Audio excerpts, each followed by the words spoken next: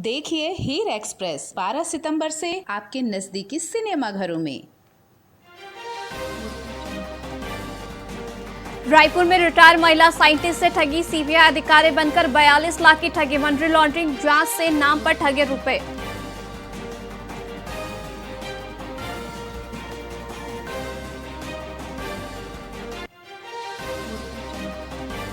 NHM कर्मियों की 34 दिन की हड़ताल खत्म, सीएम ने 6 मांगे मानी। बिलासपुर में 735 कर्मचारियों ने ज्वाइनिंग दी।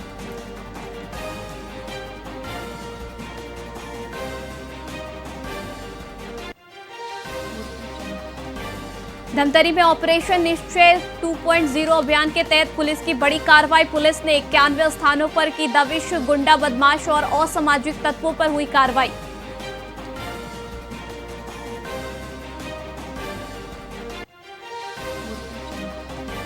बस्तर में नक्सलियों को सरकार का संदेश, नक्सली हिंसा छोड़कर मुख्यधारा में लौटेंगे और सम्मानजनक जीवन और पुनर्वास की सरकार ने ली गारंटी।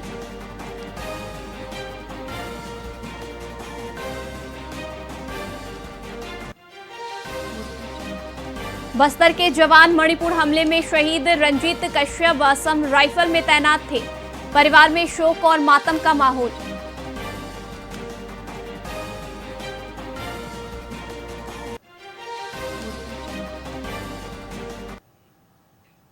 नमस्कार, आप देख रहे हैं वीआईपी न्यूज। मैं आपके साथ विनीता मिश्रा। छत्तीसगढ़ में मतदाता सूची के गहन पुनरीक्षण को लेकर प्रदेश कांग्रेस अध्यक्ष दीपक बैज ने सवाल खड़े किए हैं। उन्होंने पत्रकार से बातचीत में कहा कि चुनाव आयोग ने इस काम की शुरुआत तो कर दी, लेकिन इसकी जानकारी राजनीतिक दलों को नहीं दी गई। बैज ने कहा कि यह स्पष्ट नहीं है कि पुनरीक्षण किस मतदाता सूची या स्थानीय के आधार पर किया जाएगा। उन्होंने पारदर्शिता की मांग करते हुए कहा कि कांग्रेस इस प्रक्रिया का विरोध नहीं करती है, लेकिन किसी नाम को हटाने या जोड़ने से पहले ईमानदारी से जांच होनी चाहिए।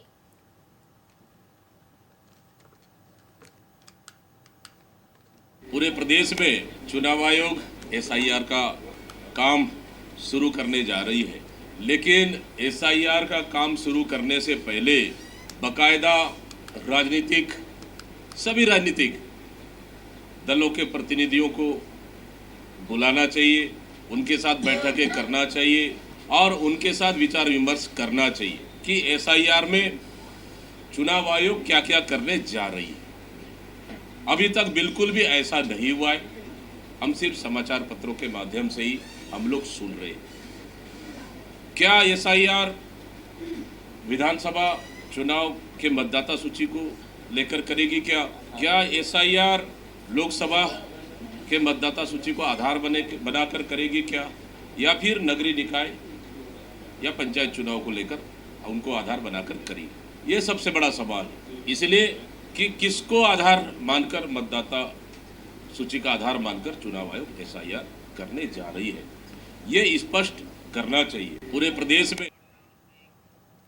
छत्तीसगढ़ के दुर्ग रायपुर कुम्हारी बॉर्डर पर पुलिस को बड़ी सफलता हाथ लगी है। यहां टोल नाके के पास चेकिंग के दौरान 2 स्कॉर्पियो गाड़ी से 6 करोड़ 60 लाख रुपए नगद बरामद किए गए हैं। महाराष्ट्र नंबर की इन गाड़ियों में 4 लोग सवार थे।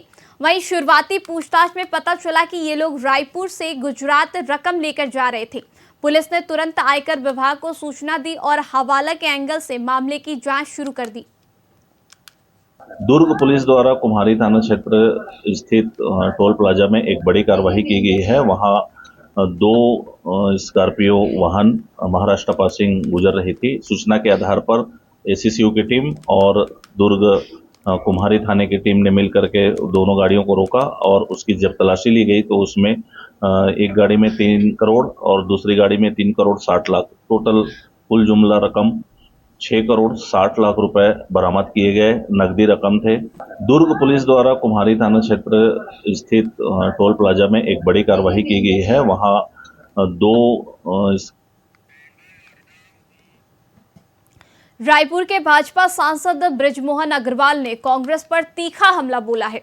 उन्होंने राहुल गांधी के करीबी सैम पित्रोदा पर निशाना साधते हुए कहा कि उनकी मानसिकता विदेशी है और उन्हें पाकिस्तान में बस जाना चाहिए क्योंकि उनका असली घर वहीं है। वहीं अग्रवाल ने आरोप लगाया कि जब कांग्रेस कर्नाटका और हिमाचल प्रदेश में जीतती है तो यह वोट चोरी नहीं होती, लेकिन जहां भी भाजपा जीतती है वहीं राहुल गांधी चुनाव आयोग पर वोट चोरी का बेबुनियाद आरोप लगाते हैं।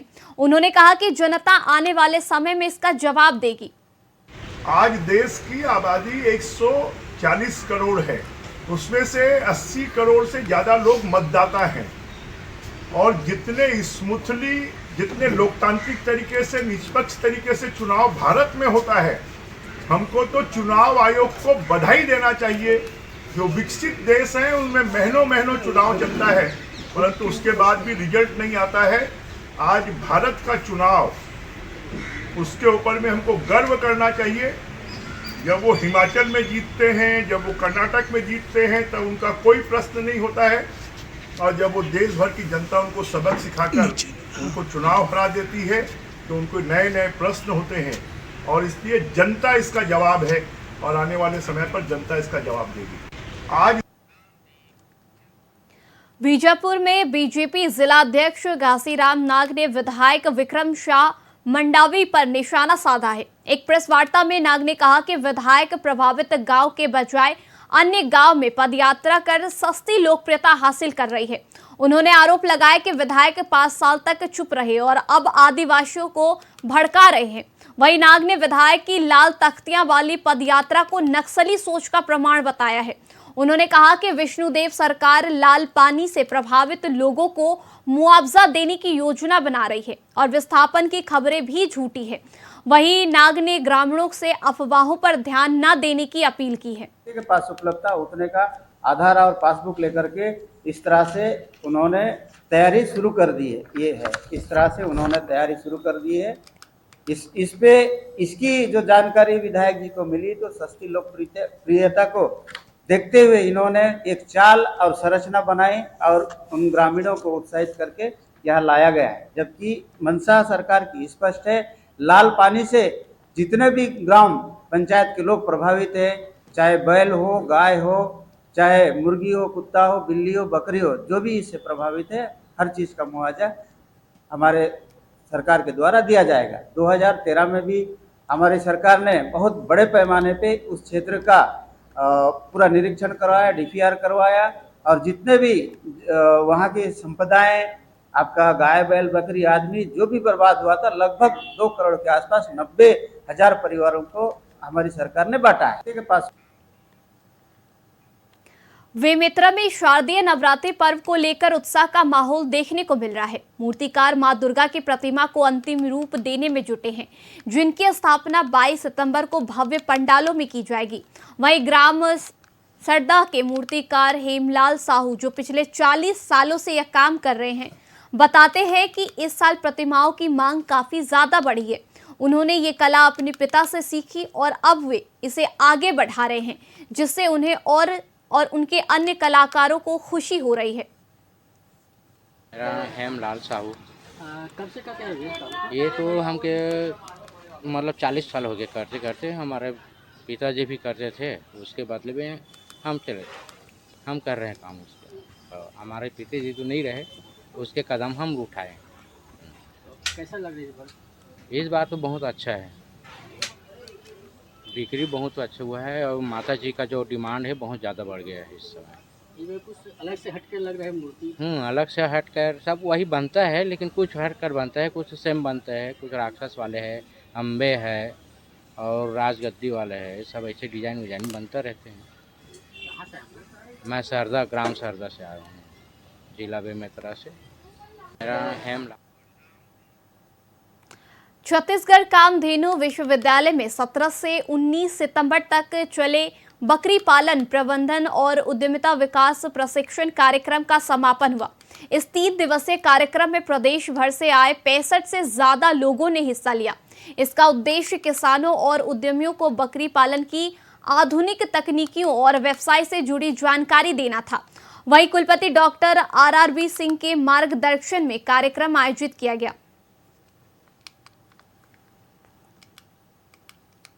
बकरी पालन सबसे ज़्यादा हमारा जो जितने भी पालन, मुर्गी पालन, बकरी पालन, गौ पालन, इसमें जो भी हम करते हैं, सबसे ज़्यादा आय का अगर स्रोत है तो बकरी पालन।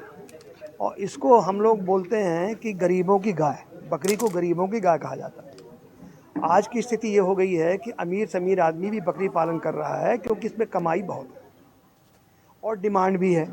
तो मार्केट जो है डिमांड ड्रिवन होता है। जब मार्केट में डिमांड ज़्यादा होती है और सप्लाई कम होती है तो कीमत बढ़ जाती है। उस हिसाब से देखा जाए तो बकरी पालन आज के समय में सबसे ज़्यादा पैसा देने वाला व्यवसाय है। तो व्यवसाय भी है और आपका पैसा भी बन सकता है और साथ में इसमें पैसे की कमाई भी बहुत है। ऑलमोस्ट सुकमा, कोंटा से लेकर अंबिकापुर, सूरजपुर तक के जो पशुपालक किसान, बकरी पालक किसान लोग यहाँ पे 3 दिवसीय प्रशिक्षण में आए हुए हैं। और इस प्रशिक्षण में इन्होंने 68 लोगों ने प्रशिक्षण लिया है और कई लोग उसमें से करीब 10-12 लोग पहले से बकरी पालन कर रहे हैं। वो वैज्ञानिक तरीके से करना चाहते थे, इसलिए वो यहाँ पे हैं। और कई लोग स्टार्ट करना चाहते हैं। जैसा कि विदित है कि हमारा जो भारत सरकार की तरफ से एक NLM की स्कीम चल रही है, नेशनल लाइव स्टॉक मिशन, उसमें बकरी पालन में 10 लाख से लेकर 50 लाख तक की सब्सिडी का प्रोविज़न किया गया है। उसी के कारण से हमारे जो छत्तीसगढ़ के किसान हैं वो प्रशिक्षण लेने के लिए इच्छुक रहते हैं और हमारे यहाँ रेगुलर ट्रेनिंग चलती है। ये 12वां प्रशिक्षण है और प्रशिक्षण का रिस्पांस अच्छा है। किसान लोग भी काफ़ी सीख के जा रहे हैं। रिसाली नगर निगम में बढ़ती समस्या के विरोध में हिंदू युवा मंच ने हल्ला बोल आंदोलन किया। मंच ने पहले 11 सूत्री ज्ञापन सौंपा, जिसमें DPS रिसाली की बाउंड्री वॉल निर्माण, अवैध कब्जा, सफाई, बिजली आपूर्ति और आवारा मवेशियों की समस्या शामिल थी। 1 माह बीतने के बाद भी कोई ठोस कार्रवाई न होने पर कार्यकर्ता ने नगर निगम का घेराव किया और महापौर को चेतावनी दी। आपको बता दें कि अध्यक्ष कृष्ण चौहान ने कहा कि अगर 1 महीने में समाधान नहीं हुआ तो सड़कों पर प्रचंड प्रदर्शन किया जाएगा। इस पर निगम प्रशासन ने जल्द समस्याओं के समाधान का आश्वासन दिया।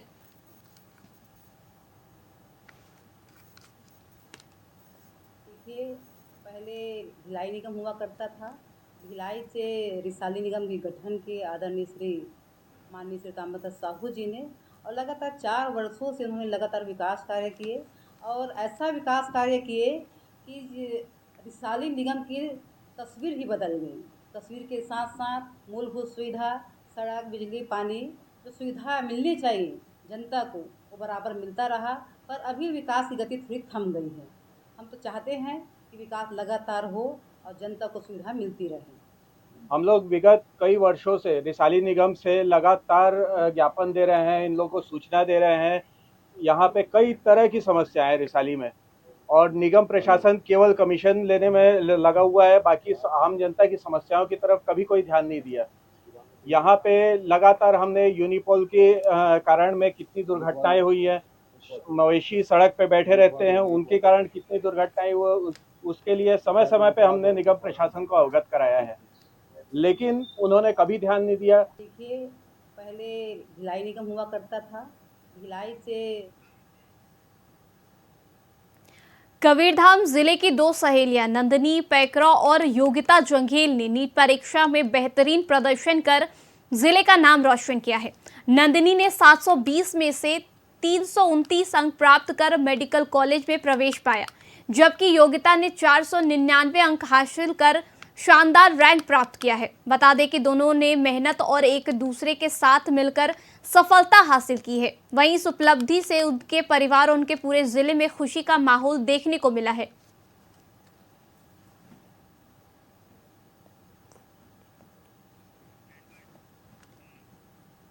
फिलहाल के लिए खबरों में बस इतना ही। देखते रहिए VIP न्यूज़।